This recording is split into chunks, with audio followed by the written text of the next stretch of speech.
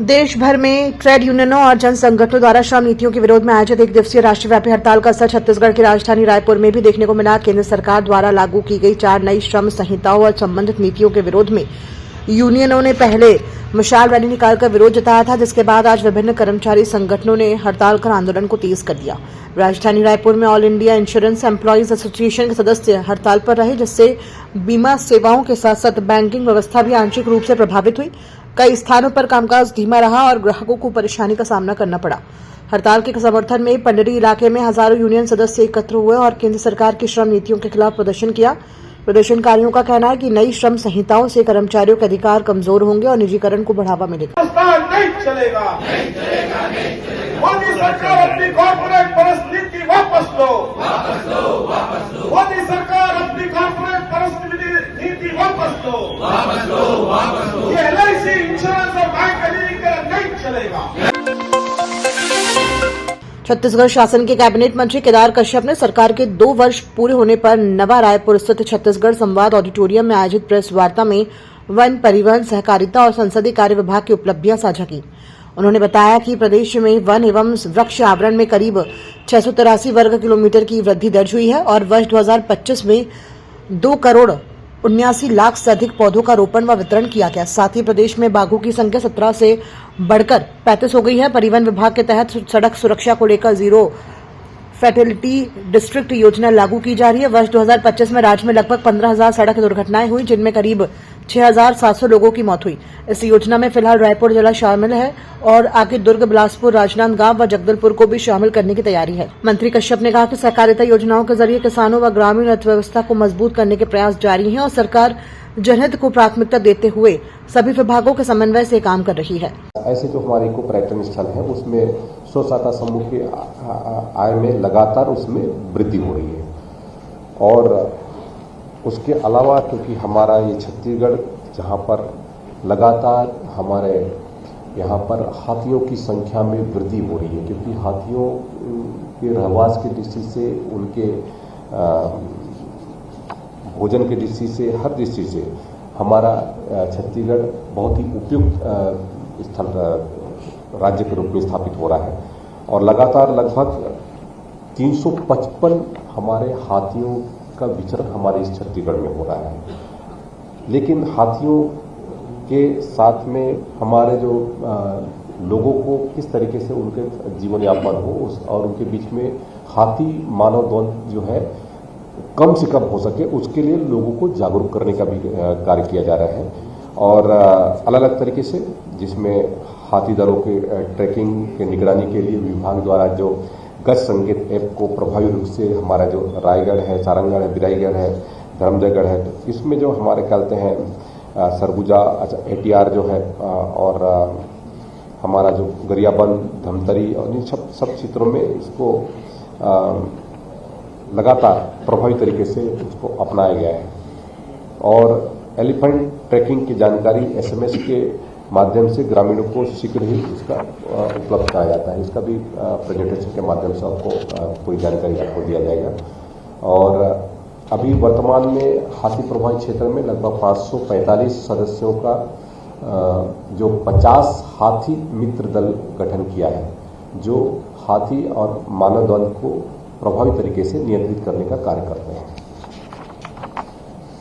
इस पूरे कार्य की दृष्टि से हमारे छत्तीसगढ़ को माननीय मुख्यमंत्री जी ने जो गज ऐप संकेत का जो प्रावधान किया गया है, उसमें इस नवाचार को लेकर के सुशासन नवाचार के तहत में पुरस्कृत भी हमारे विभाग को किया गया है। उसके अलावा हमारे यहाँ पर औषधि जो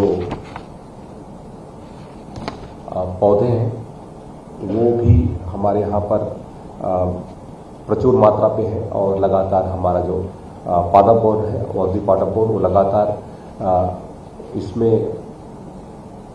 वृद्धि कर रहा है उसके क्षेत्रफल के विस्तार की दृष्टि से। मैं बताना चाहूँगा कि धमतरी जिले के जो महानदी के किनारे में पंचायत भूमि पर लगभग 120 एकड़ में खस का रोपण किया गया है। गोरेला, पेंड्रा, मरवाही, बिलासपुर, कांकेर, धमतरी, कोरबा में 54 ग्रामों में लगभग 1859 महिलाओं द्वारा बाड़ियों में लगभग 60,825 सिंदूरी एवं 48,128 सतावर पौधे का रोपण करके रोजगार के एक मार्ग उन्होंने प्रशस्त किया है। नियत निलाना योजना के तहत में 5 जिलों में बीजापुर, दंतेवाड़ा, सुकमा, बस्तर, कोंडागांव में लगभग 21 ग्रामों के समीप सर्पगंधा और सतावर के 10 लाख पौधे रोपित किए गए हैं। उसी तरीके से वन विकास निगम के माध्यम से जो 2 वर्षों में लगभग 60,749 घन मीटर काष्ठ का उत्पादन किया गया है और हमारा जो वन क्षेत्रों की सुरक्षा सुनिश्चित करने के लिए वन विकास निगम को हस्तांतरित वन क्षेत्रों से विगत 2 वर्षों में 523.971 हेक्टेयर क्षेत्र में जो अवैध अतिक्रमण था उसको हटाया गया है। विगत 2 वर्षों में लगभग 2,367 हेक्टेयर में लगभग 59.28 लाख सागौन पौधों का रोपण किया गया है। इसका भी प्रेजेंटेशन के माध्यम से आपको और जानकारी दिया जाएगा। इसमें मियाँ पद्धति के माध्यम से जो 6.95 हेक्टेयर क्षेत्र में लगभग 70,000 पौधों का रोपण और जो हमारा क्या कहते हैं हाइड्रोपोनिक्स पद्धति के माध्यम से शोर प्लांट की तैयारी का जो नवाचार किया गया है उसका भी जानकारी इसमें दिया जाएगा। इसके अलावा जो हमारा जो वन विकास निगम के जो 9 क्षेत्रीय कार्यालय में है वहाँ पर ई ऑफिस की 100% संचालन सफलतापूर्वक किया गया है। उसके साथ साथ निगम के माध्यम से काष्ठीय वनोपज का जो विक्रय है ई ऑक्शन के माध्यम से प्रारंभ किया गया है। यह जो पहल है ये हमारे विभाग की पारदर्शिता और जो इसमें जो प्रतिस्पर्धा और निष्पक्षता को सुनिश्चित करता है। उसी तरीके से FRA की धारा 3(2) के अंतर्गत जो हमारे यहाँ पर जो ट्राइबल बहुल क्षेत्र है उनमें जो अधोसंरचना विकास के कार्यों को गति देने की दृष्टि से उसको स्वीकृति दी गई है FRA में। उसमें लगभग 2 वर्षों में जो अंदर जो बसाहटें हैं उनमें पक्की सड़कों को जोड़ने के लिए PM जनमन योजना के तहत में लगभग 408 मार्गों की स्वीकृति प्रदान की गई है। उसके अलावा लोग जो है विद्यालय है, औषधालय है, आंगनबाड़ी है, उचित मूल्य की दुकान है, विद्युत का विस्तार है, टंकियों का निर्माण है, पेयजल की आपूर्ति है, जल संरचना है और हमारे इस तरीके से जो प्रावधान है इसमें लगभग 1,165 प्रकरणों को वन भूमि विघटन की कार्रवाई की गई। मनरेगा के नाम बदलने और इसके स्वरूप को लेकर चल रही चर्चाओं के बीच युवा कांग्रेस के राष्ट्रीय अध्यक्ष उदय भानु चिब ने केंद्र सरकार पर निशाना साधा है। उन्होंने कहा कि मनरेगा को कमजोर करने की कोशिश की जा रही है और नाम बदल देने से इसकी वास्तविकता नहीं बदलेगी। चिब ने कहा कि मनरेगा का 40% बोझ राज्य सरकारों पर डालना इसे धीरे धीरे खत्म करने की दिशा में कदम है। उनके अनुसार ये योजना विकेंद्रीकरण का मॉडल रही है, लेकिन केंद्र सरकार शुरू से इसके खिलाफ रही है। उन्होंने आरोप लगाया कि राज्यों पर अतिरिक्त जिम्मेदारी डालने की मंशा मनरेगा को कमजोर करना है, जिससे ग्रामीण रोजगार और गरीब तबके पर असर पड़ सकता है। मनरेगा को कमजोर करने की कोशिश कर रहे हैं। आप उसका नाम कुछ भी रखिए, राम जी के नाम पे रखिए, दिक्कत नहीं है। दिक्कत ये है कि आप 40% बोझ उसका स्टेट गवर्नमेंट में डाल रहे हैं। ऑलरेडी स्टेट गवर्नमेंट्स की क्या हालत है हम जानते हैं। 40% जो शेयर है, जो उसका बजट है इस पे स्टेट गवर्नमेंट में डालने का मतलब है मनरेगा को आप जानबूझ के खत्म करना चाहते हैं। मनरेगा को जानबूझ के खत्म करना चाहते हैं, आप पंचायती राज को जानबूझ के खत्म करना चाहते हैं, क्योंकि ये डिसेंट्रलाइजेशन ऑफ पावर था। इसके खिलाफ है मुद्दा। पूर्व मुख्यमंत्री भूपेश बघेल को भाजपा में शामिल होने के एक कथित ऑफर को लेकर छत्तीसगढ़ के कैबिनेट मंत्री केदार कश्यप ने तीखी प्रतिक्रिया दी है। उन्होंने कहा कि भूपेश बघेल की जरूरत न छत्तीसगढ़ को है और न ही भाजपा को। मंत्री कश्यप ने आरोप लगाया कि बघेल केवल सुर्खियों में बने रहने के लिए इस तरह के बयान देते हैं। उन्होंने कहा कि भाजपा अपनी नीतियों और संगठन के दम पर आगे बढ़ रही है और ऐसे बयानों का कोई महत्व नहीं है। आप चाहिए कि आपको भूपेश बघेल की जरूरत आज जो न छत्तीसगढ़ को है न भारतीय जनता पार्टी को, और उसको पूरी तरीके से जनता ने नकार दिया है और आज उसके कारण से वो अपने सुर्खियों में बने रहने के लिए इस तरीके से अनर्गल। छत्तीसगढ़ के पूर्व मंत्री और वरिष्ठ आदिवासी नेता अमरजीत भगत ने राज्य सरकार पर आदिवासी समाज, संस्कृति और जंगल रिपीट। छत्तीसगढ़ के पूर्व मंत्री और वरिष्ठ आदिवासी नेता अमरजीत भगत ने राज्य सरकार पर आदिवासी समाज, संस्कृति और जल जंगल जमीन से जुड़े मुद्दों को लेकर तीखा हमला बोला है। उन्होंने कहा कि छत्तीसगढ़ की पहचान उसके आदिवासी जनजाति समाज और प्राकृतिक संसाधनों से है, लेकिन सत्ता परिवर्तन के बाद इन्हें कमजोर करने की कोशिश हो रही है। भगत ने आरोप लगाया कि सरगुजा से बस्तर तक जल जंगल जमीन की खुली लूट हो रही है और इसके खिलाफ आवाज उठाने वालों को कथित तौर पर झूठे मामलों में फंसाया जा रहा है। उन्होंने उदाहरण देते हुए कहा कि बस्तर के नेता कवासी लखमा को ऐसी परिस्थितियों का सामना करना पड़ रहा है कि उन्हें राज्य से बाहर रहना पड़ रहा है। छत्तीसगढ़ के मूल निवासी, छत्तीसगढ़ की पहचान आदिवासी जनजाति से है, यहाँ की संस्कृति से है, यहाँ के जल और जंगल जमीन से है, लेकिन उसको सरकार बदलने के बाद जितना तेजी से मिटाने का कोशिश हो रहा है,